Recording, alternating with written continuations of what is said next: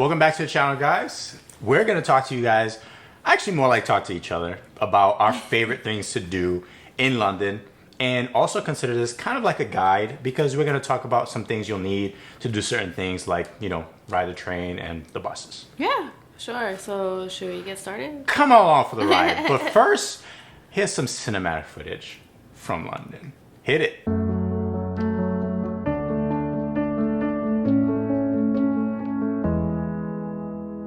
She's a light in the dark room. She smiles with her eyes and it holds you. In a moment you know that you'll never walk away.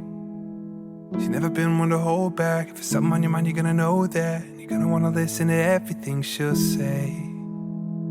She's a bullet that's about to fire. She's the steady that'll keep you sane. If love's a fool, then I'm a liar. I know she's the only way. London is one of my favorite cities. Yes. Italy's definitely our favorite destination. Our second favorite destination is definitely London. I think the first thing we think about London is that is about how walkable it is. Oh yeah, you would think when you first arrive to, you'd be like walkable. Like, of course they have public tea, they have you have all of that, but walkable? Yes. Because the whole time we were there, I think we took public transportation. I think we took the train at least 3 times. Okay, but with that being we took the train a fair amount of times. Yes, that being said, how many miles did we walk? Tell them. 40 miles. Right. So, and we've seen a lot. In 2 days.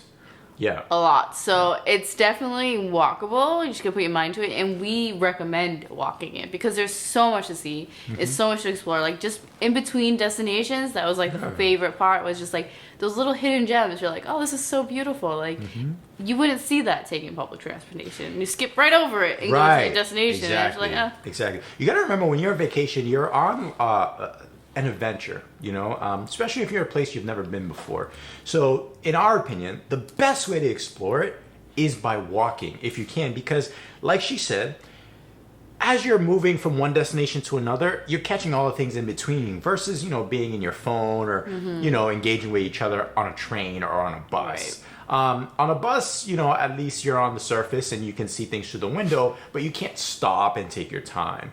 So when we plan our itinerary, right, we leave gaps in between main attractions. You know, if we know we're going to be walking all day, we're not going to put one attraction right after the other one because in the schedule, you know what I mean? Because we want to have time to take pictures and stop and explore things we find interesting along the way. Which actually kind of happened naturally. Like that wasn't always the plan. Like we just, we knew we wanted to take photos, but we were like, okay, so let's take time between our destinations to take photos. Little did we know by walking, we would find even more stuff. So like it was by accident, but it's definitely something we would recommend. It's what Bob Ross would call a happy accident. Yes. It's one of the greatest things we do when we travel is walk and explore. Like, I know this isn't for everyone. I know everyone doesn't want to walk on travel while traveling. They want to maybe have a more relaxing vacation, and that's understandable. You have your Ubers, you have your public transportation. So, you know, regarding that, if you're going to London, even if you're going to be a walker, you want to make sure you have an Oyster card on hand. And let us tell you just how amazing an Oyster card is. It's basically a transit card. It covers the bus, the train, and the national rails. So if you're coming into London and you're at the airport and you got to get to central London, that's the national rail. And then you have the local bus and the underground, which is the local train.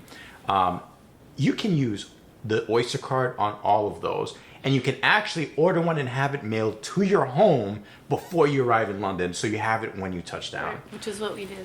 Exactly. And it doesn't expire. So hold on to that Oyster card, fill her up, and before you go back the next time, before you return, and you have it with you when you get on the ground. You don't have to worry about anything. And don't get me wrong, yeah, we do a lot of walking, but we still use the Oyster card. I mean, hey, let's be real for a second. Kind of have to, right? Right, exactly. There are some things in some places that, like, for instance, if you're staying in London and you want to go up to Camden, that would be a several hours walk. Come on, you're not going to do that. You're going to take the train, which is about a 45-minute train from central London, maybe even South London, and then places like Notting Hill from central or South London. You want to take the train distance, there. yeah. But when you're walking around London proper, or when you're staying around London proper, it's good to walk around. It's good to, if you're going from your Airbnb or hotel to the Buckingham Palace, walk. Maybe you'll stumble upon Green Park or any of the numerous parks they have there, the animals that you have to see there, the wildlife, the crows, the ravens, the swans. It's all really very beautiful. Beautiful. It really is. Another amazing thing before we move on about the Oyster card is that the spending is capped. I don't know if you knew that. Did you know that? I don't think so, no. Oh, so if you are in a certain zone and you hit about £7, I believe, that's the max you'll spend for that day. So if you actually use it a lot, if you're not like us and you walk everywhere, it's an amazing value because whether it's bus, train, national rail, your spending is capped for the day. So it's unbelievable. Think about it for a second. If you're a very motivated person, you can see all of London for like $7. Well, not all of London. Okay. I don't know the exact mapping. Because it's separated by zone, so if you go into a new zone, it's not capped. Oh, like that's great. But the zones are fairly large, so if you're in central London, I'm pretty sure it covers all of it. Right. So you want to bounce around central London, which is pretty big. Throughout the day, you'll spend £7. Yeah. Forget Uber, forget a taxi. Walk to your nearest station. Use your Oyster card, guys. I know here in Boston, you can spend easily over £7. There's no cap Boston, here, okay, Boston. Nope. You'll be spending good money in public transportation. We live a 50-minute train ride into Boston. That alone is $7. Never mind anywhere else One way in Boston. One way on the train. One way. All right. So it's amazing. Yeah. It really is. Okay, so London's walkable. We talked about the Oyster card. What are some of the favorite things to do in London? Besides walking around and seeing all the beautiful buildings, all the beautiful alleyways. I mean, come on. Obviously, eating. Oh, eating, yes. The food is incredible in London. Carnaby. Let's talk about Carnaby, maybe. Okay. Carnaby Street, sure. Ave. I don't know. It's Carnaby Street or Ave. I don't know. But it's this little, walkway. More like big. It's not little. It is not that big. Carnaby, I mean, it's basically like an avenue, right? Yeah. Where you have shops and restaurants. Carnaby's pretty fun. At night, it becomes very lively. Oh, it becomes very lively. It has beautiful, it's very scenic, so it has beautiful, ambient lights and all that fun stuff. Tons of little bars and cafes and little restaurants. Everyone is out to have a good time. It's a lot of positive vibes. Yes. That's why we love it. Great cuisine. And the beautiful thing about London is the diversity. So when you have diversity of people, you have diversity in cuisine and culture.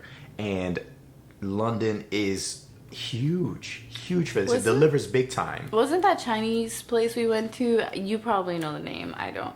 It's like a noodle shop. To go is so good. Was that in Carnaby? Walk to Walk. Walk to Walk. Oh, so I don't think it's in. I don't know if they have a location in Carnaby, but they're little small shops. Basically food carts, but stationary. And they have several around central London. They have several locations. And, amazing made-to-order Chinese rice or pasta dishes. And they're open very late, so if you go out to the club and you need something afterwards, instead of going to, Wendy's or McDonald's, typically like we do here, you can get some amazing, Chinese, Asian cuisine to go. It's called Wok, because it's made in a wok. To Wok. It's because it's walkable. It's made in a very portable container, so you can go off and eat your food on your way, to your Airbnb or a hotel. Yeah, that's one of the. You have Jamaican. We ate at an amazing Jamaican place at Carnaby. I forget the name. Definitely link it below. Shit. But the point is, the food is delicious, and you have all the cuisines you can think of, and they're not all in central London. Some are, in different areas of London, but you'll find a different flavor of life everywhere in London. For sure. And it's really worth exploring. One thing to be sure of is happy hour is a real thing in London. Here on the East Coast, well, I should say it's just in Massachusetts. That's where we're from. Happy hour doesn't exist. It's like an advertisement. It's illegal. You can't have half price drinks or but people will reduced still price advertise drinks. it as happy hour. Right, but it's not really happy hour. So we were very excited. In London, it's a real thing, and this means that you have to come prepared, and sometimes you have to make reservations. So if you're going to be having dinner between the hours of 5 and 8 p.m., reserve. Yeah. Because everywhere is packed because it's happy hour. People go right from work straight to the pub and straight to their favorite restaurant. That's how it rolls, especially on a weekend, Friday, Saturday, Sunday, forget about it. Which is, personally, I think is so cool. Cool. Because you see all different kinds of like walks of life because everyone's coming for that happy hour. People coming straight off work, so you see them, you're like, oh, I wonder what they do for work, and just people who are out for happy hour. It's like, oh, like it's just a very cool atmosphere. It's a local vibe. Yeah. No matter where you are in London, happy hour provides you with a local vibe, right? Because it's mostly locals who are out there. Obviously you have schmucks like us who are traveling, and just want dinner. We're just starving, and this is the time we decide to eat. Who will be there, but you'll have a majority of the people be natives, and it's a good place to mingle and try to get in with the crowd, and let them know, hey, I'm from out of town, and make some friends. And like I said, the food there is so good. So good. All chicken though, so if you're a beef lover, maybe not the place for you. They don't do beef. I was speaking just in general around London. Oops. But I'm obsessed with that restaurant. So I didn't know they didn't do beef there. They don't do beef, it's all chicken. And it's so good. But yeah, it's so like their burger, like they have burgers. Their drinks are amazing. Yes. Jamaican specialty, their drink of choice, so their alcohol of choice is rum. So they have amazing rum drinks there that you have to try. Again, the name of the location will be in the bottom. We try. So we've covered food. Now, some other things to explore. People, maybe. Well, how about destinations such as like the tower there? Sky Garden. Sky Garden. Yeah. So there's some things you need to know about Sky Garden. Other than the fact that it's gorgeous, it's a garden in the sky with wraparound beautiful views and beautiful architecture. You can get drinks there, you can get food there. They have different, bars and restaurants. And of course a garden. Yeah. But what you really need to know is you have to reserve and you have to get there early. Yes. So, don't show up at your time of your reservation. You're not going to get there. You're not going to get up there for your time. Just for an example, we got there a little before our reservation and still had to wait in a line. Right, yeah. So, long line. Yeah. It's a popular attraction and it continues to increase in popularity. The food there is supposedly really good. We haven't had food there. We haven't had drink there. But the views are breathtaking. The garden is beautiful. And, it's one of the major attractions in London and one of the major new ones. So be prepared. Get there early. That's one of the things that you don't want to get there on time for. Right. And also don't expect it to be huge. So, like, if you don't plan on eating or, like, drinking, you're not going to spend too much time. Right. Yeah. Like, it's beautiful and it's worth visiting at least once in your life. Yeah. But it's not huge, so you won't be spending tons of time there unless you are eating and drinking. Right, or taking your time doing some filming. I think we spent a little longer than average in there because we did some filming.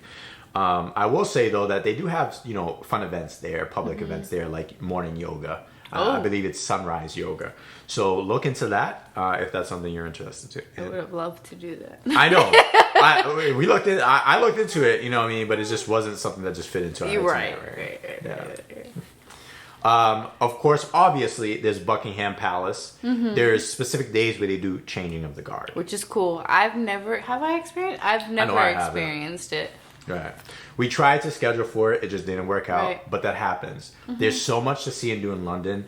or whenever you're traveling in particular, don't get down on yourself when you miss out on something. All right, it's just something to tick off on your list and say, hey, you know what, we gotta try to do this next time. Okay. Sure. So they do the changing of the guard, which is basically a performance, also I want to say ritual, tradition. Yes, tradition. And it's just something that's that I imagine is cool to see. Next to Buckingham Palace is the two gardens. It's you have Green Park, right? Gardens, which Park. I have to say, you need to feed the birds. Absolutely. You always have to feed the birds. I always tell people, remember to bring nuts or bread, or both. They have squirrels, they have birds, they have swans, and you don't want to miss out on that experience. I'm telling you. Take your time, please. Take your time going through Green Park and really bask in what it is. It's, it's beautiful nature in the midst of city life. If walk into Green Park, and we understand walking into a park sometimes it's like, yeah, this is beautiful. Take a few breaths. Walk into it and just go. Yeah. And just look, because you'll be like, oh, this is amazing. Seriously, this guys. is beautiful. Get off your phone. I'm telling seriously, when you get off your phone and even the pigeons, even the pigeons will swarm you. They can be mad cute. Even around here, like pigeons around here are like rats. I'm like, I don't know about you, but that pigeon's mad cute. Same thing with like Green Park, it's like the pigeon, like everything, like it's just walks of life, like and everyone's there to be there, right? And like that's the best part of it. Right. Yeah, and going off what she says, everyone's there to be there. You can imagine, Green Park being just a cut through. Like, okay, this is the quickest way, because that'll happen a lot. This is the quickest way to get to our next destination, this diner or whatever. But like I said, make time in between your destinations when you're traveling to be able to enjoy what's around you, because you will be so surprised. You'll be so surprised, and you don't want to find yourself in a situation where you're walking through something and you discovered something and you're just like, oh my gosh, this is like a once in a lifetime thing. This is amazing, but I don't have time to stop and enjoy it. I don't want to tell you guys. We don't want to tell you guys how to travel. What to do. But hopefully you'll watch this and you'll take something from it, right? And it'll hopefully make your travels a little bit less stressful. Because a lot of people like to pack their itineraries and we gotta do this, we gotta do that, we gotta do that. Remember, you're on vacation. The main goal of it should be to relax. Yes. Take it in. You're not there every day. You are not there every day. And I understand there's a different level of taking things in. Like there's things like, oh, we got things to do. Gotta be on my phone. Whatever. This is the type of place where you just put it all down and take it in. Bang. How about London Eye? Okay. So we haven't actually been on London Eye. No. But it's an amazing to view from Westminster Bridge or the surrounding area, especially at night. It's lit up beautifully. The pricing is about, I think, $30 a person. So, when we're budgeting for a trip, we always like, okay, we want to do this, we want to do that, we want to do that. And just being honest, London Eye has never fallen, really high on there. So that's why we haven't been it, even though I've been to London 3 times. Yeah. She's been twice. And we haven't done it yet. We all have our priority list. Right. So if it's something that you really want to do, by all means, absolutely.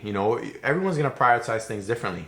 But if you just want to catch a glimpse of it, a good glimpse, I recommend going at night, and taking a good look at it from Westminster Bridge. And then, of course, also from Westminster Bridge, you can see Big Ben. Unfortunately, right now, Big Ben's under renovations. Yeah. So it's all covered in scaffolding, and I believe it's going to be that way for another 2 years at least. Last time we were there last year, it had just started, probably about 6 months prior, and it was estimated that it would take 4 years. Big Ben's another good one.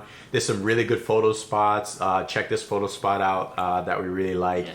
Again, it was under construction, but it's a little archway, and you can see for yourself. Really cool, really awesome things you can do with Big Ben, and it's iconic. It's great to to experience. For sure. But now that we're done with London Eye, Big Ben, what I really want to get to is places like Notting Hill. Oh, I love Notting Hill because I love color. Yeah. I mean, honestly, like there is a market on Notting Hill, and honestly, Notting Hill was it was a little busy. I think we can all expect it to be a little busy, Yeah. but it's beautiful. But if you get there early, it's not as busy. We got there early, and it was awesome for a while. Yes. We stayed there for a good part of the day, so eventually it got really packed. Yeah. But when you want to go to there's that row of houses that's all colorful, that's very iconic. But also there's St. Luke's Mews. Yes. It's much lesser known. Right. And you have to hit it. This is one of the most photogenic places I've ever been. Right. Very colorful homes in an alleyway, kind of. Yeah. Not off a main road or anything like that, where we got wonderful photos. There's pink houses, there's blue houses, there's even like a matte gray one, there's cute little bikes. It's amazing. It's one of our favorite destinations. Not so much to eat or stick around too long because the crowds do get crazy over there in that part of London, but it's really cool to check out. Yeah, that kind of goes to our point. Walk around, see what you can find, because there's many streets that are just as colorful and less crowded that you can find, and all it takes is just to walk around. Right. That's it. Right. Yeah. Right. Camden. Moving on, absolutely. Camden.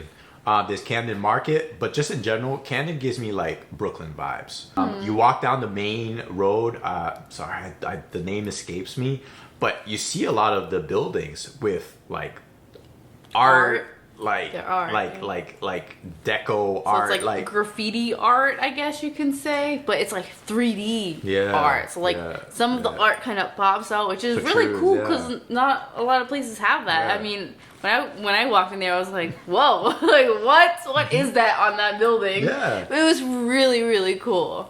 You have your markets, which are like a bazaar. It reminds me of Flatbush in Brooklyn specifically, where there's a lot of bargains to be had. There's a lot of wheeling and dealing to be had. You go to a certain one and, they're selling, this or that for $10 a pop. Hey, can I get 3 for $25?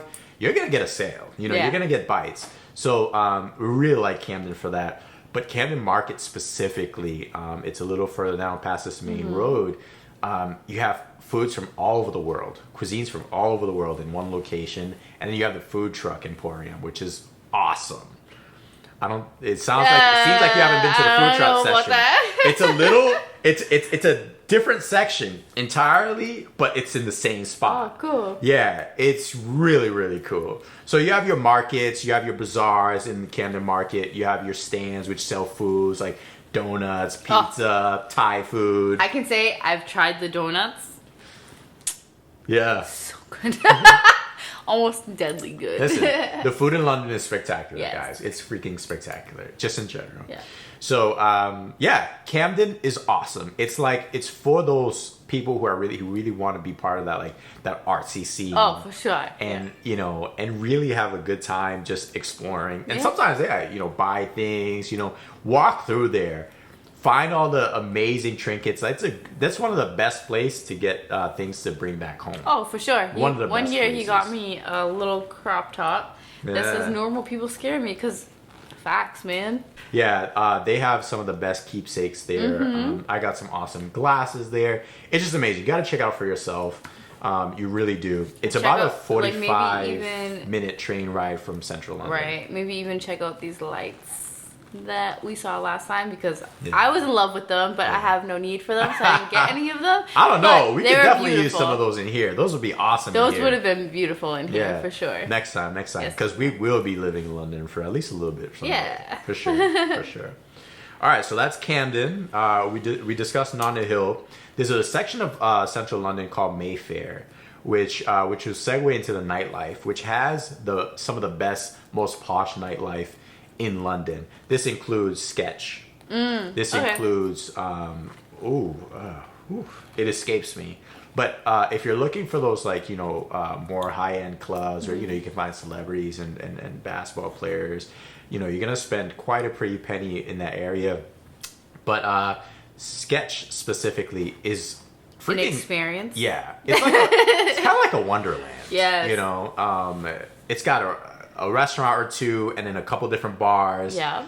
And then that awesome bathroom. Like it's like you're kind of in space. Like, Yeah. I don't know how else to explain Yeah. it, but like it's kind of in space. Like the bathrooms, They're it looks pods. like a whole bunch of like porta potties, but they're pods. They're like shaped egged, like eggs. Yeah. shaped like pods. You just get in them, you do your business. But when you get out, it's just like there's a whole bunch of colors on top. So like it's like a spaceship. Yeah. It feels like you're on a spaceship. It feels so futuristic. Yeah. The bar there is useless. If you're like not like a high roller or a regular, Yeah. you're not getting a drink there. You're getting ignored. Or you're gonna try the bar really is hard. it's this big. It's this Yeah. big, and you're gonna be there for a while. Go to the bathroom, check it out.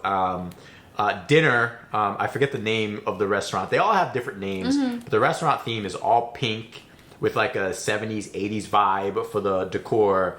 And like great photos. Yeah, Yeah. it's one of those, it's just like, hey, your one-stop shop of posh. Right. Eat here, drink here. We don't want you to leave. And it wasn't one of those places where you go and the staff was rude or Yeah. snobby because it's so posh. The staff was awesome. Yeah. They were so kind, asking for directions, like they, so helpful. It really felt warm and welcome. Yeah. Sure. Yeah. So just to wrap up the nightlife, there's this place that makes amazing rum-based drinks. The bar, but I can't Yes. remember the name of Yes. the bar. Sorry guys, it's been almost a year since we've been, but here's the name here. Specializing in rum drinks. Specialize your rum drink. So if you really like rum, it's an awesome vibe. Definitely 70s vibe. It's in a basement, those plush velour couches. Yeah. The bars are very old school, and the bartenders are really cool. The feel really is fun. very speakeasy. Speakeasy, Yeah. retro speakeasy for sure. It does get busy later on in the evening. We got there, I think, around early for what it is, Yeah. like maybe 8. Yeah. And then things started getting really like jumping around 10, which is, when we decided Yeah. to turn it in.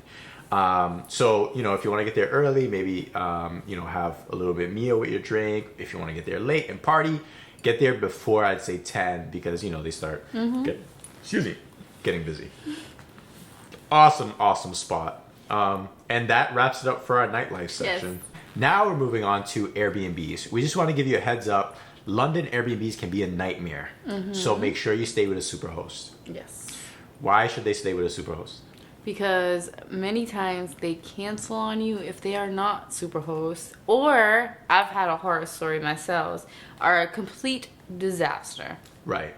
So book with a superhost because you're almost guaranteed, not 100% guaranteed, almost guaranteed excellent service, and they won't cancel on you. Because if you cancel on a guest as a superhost, you lose the status and are not eligible for it again for an entire year. So if you're going to London, book with a superhost if you're choosing Airbnb, because they are notorious for bait and switches, cancellations.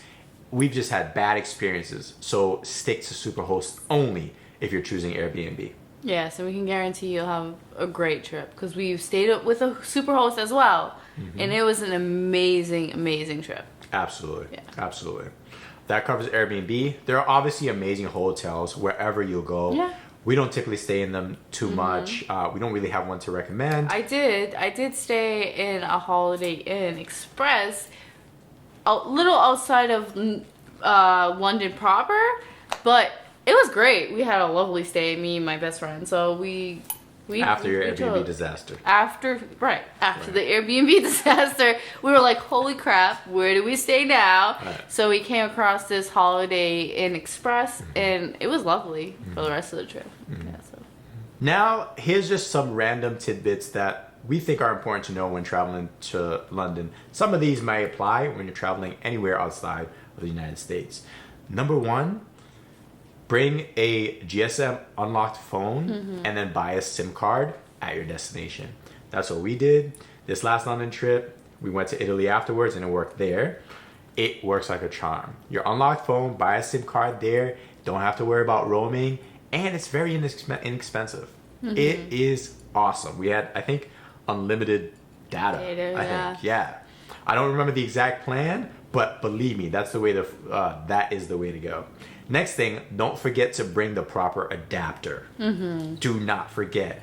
And consider you might need multiple. Don't bring one and then you realize, oh, I got my iPhone. I got to charge my camera. I got to charge my spouse's iPhone. Like, oh, we got so many. Yeah. So we love what we call our travel brick. It's a charging station, and we bring one adapter and plug that in, and then we have a bunch of different US-based plugs in our travel station. So we can charge up to like 6 devices at the same time. Yeah.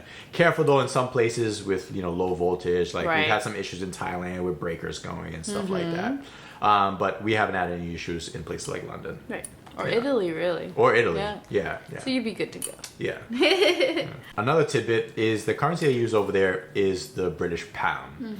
Now, depending on when you're going and when you're viewing this, you're going to have to look it up. It's going to be anywhere between 1.5 to 2 times the American dollar. I think right now it's like 1.3. It's been really good since Brexit. It's been amazing. It's just been going down. Like it's been getting really close to the dollar.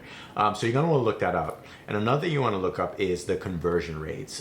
If you're using your debit or credit card from home, make sure you know whether or not the credit card has foreign transaction fees or ATM fees. We have a credit union which reimburses us for ATM fees, and most of our credit cards have no foreign transaction fees. And if they don't, we don't use that when we're traveling. We make sure we only use those that convert for free for us. So we use it. It's our American card. It's taken wherever, and we don't have to worry about those transaction fees. They just convert it, and the charges that way. We love London, guys. That's why we made this video. We wanted to talk to you a little bit about one of our favorite destinations, and while we did it, give you some insights on how to navigate the area. Right? Yeah. Anything else you want to add, babe? It's a lot. We hope this wasn't too much, too long, or too much to digest. Hope you enjoyed it, and stay tuned for the next one. Please, leave comments.